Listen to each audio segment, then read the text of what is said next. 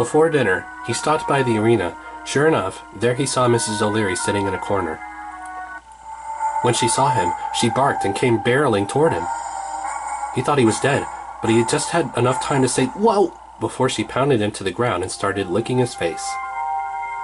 Eventually, he managed to get her off of him. "Where's your master, girl?" he asked her. "How could Quintus just leave you, huh?" She whimpered, like she wanted to know the answer to that too. He was ready to believe Quintus was an enemy, but he still couldn't understand why he would leave his dog behind. If there was one thing Percy was sure of, it was that Quintus really cared for his megadog. Then Clarice came in with her sword and shield. "You're lucky she didn't bite your head off," she said. "I came here to practice yesterday and she tried to chew me up." "She's an intelligent girl," Percy said. "Very funny." I heard about Chris," Percy said. "I'm sorry." "Yeah, well, sometimes things go wrong," she said. "Heroes get hurt. Sometimes they die. And the monsters just keep coming back." She had called Chris a hero, like he had never gone over to the Titan's side. It reminded Percy of the way Annabeth had sometimes talked about Luke. He decided not to bring that up and just said, "I hope he gets better." She glared at him. Then she pointed her sword at him and said, "Just do me a favor, Jackson. If you do find Daedalus, don't trust him. Don't ask him for help, just kill him. Because anybody who can make something as dangerous as the Labyrinth, that person is just plain evil." For a second, she reminded him of Eurydion. She had that same hard look in her eyes, as if she'd been used for the past 2,000 years and was getting tired of it. "Practice time is over," she said. "From now on, it's for real." That night, Percy slept in his own bunk for the first time in weeks, and for the first time since before Calypso's Island, he started dreaming of the past again. He saw a king's white marble throne room. Sitting on the throne was a plump guy with a curly red beard. His name was King Cocalus. On either side of him stood 3 lovely young ladies who were obviously his daughters. "I cannot wait to see the expression on his face," the king said, smiling. Minos, the royal creep himself, swept into the room. He was a lot older now. He resembled his ghostly form more here than he did in any of the other dreams. Behind him were 2 guards pulling a wagon filled with gold bricks. Minos told Cocalus he knew he was harboring Daedalus here in his kingdom and was about to offer a trade. He asked Cocalus, "What makes you think that criminal won't eventually bring disaster upon your family as he did mine?" But Cocalus refused to believe him. He mentioned that during the time Daedalus had been here, he had proven himself a very useful ally and a good tutor to his daughters.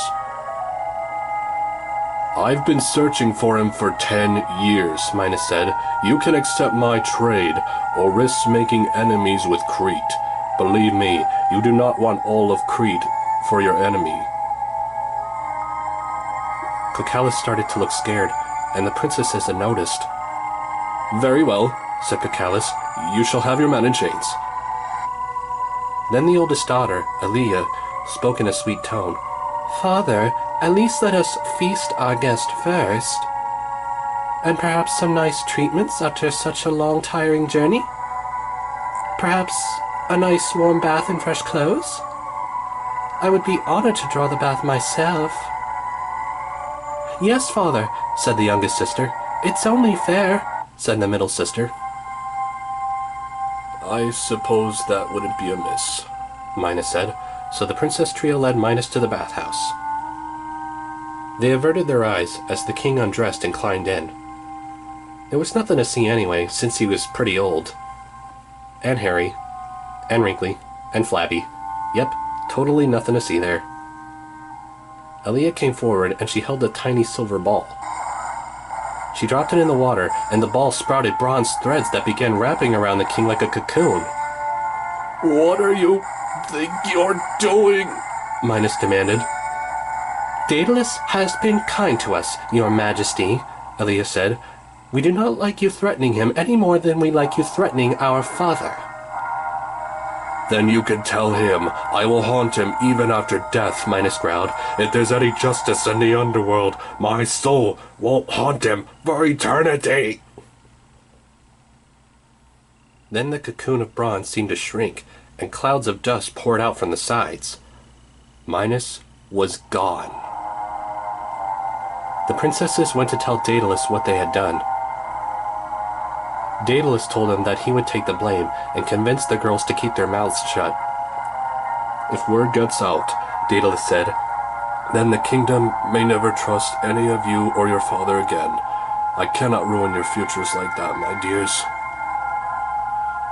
But you cannot run forever, Elias said. You'll have to face death sooner or later. Perhaps, Daedalus said. He took out one of his nephew's old papers. Or perhaps not. I fear no place under the sun is safe for me. My old prison may be my only sanctuary. Daedalus said his goodbyes to the princesses. Then he put his hand on a wall, making a delta symbol glow, and the wall opened up, revealing a secret entrance to the labyrinth. Whatever should happen next, I'm glad I met the three of you, he told them. And ancient Greece's greatest inventor disappeared from the world forever.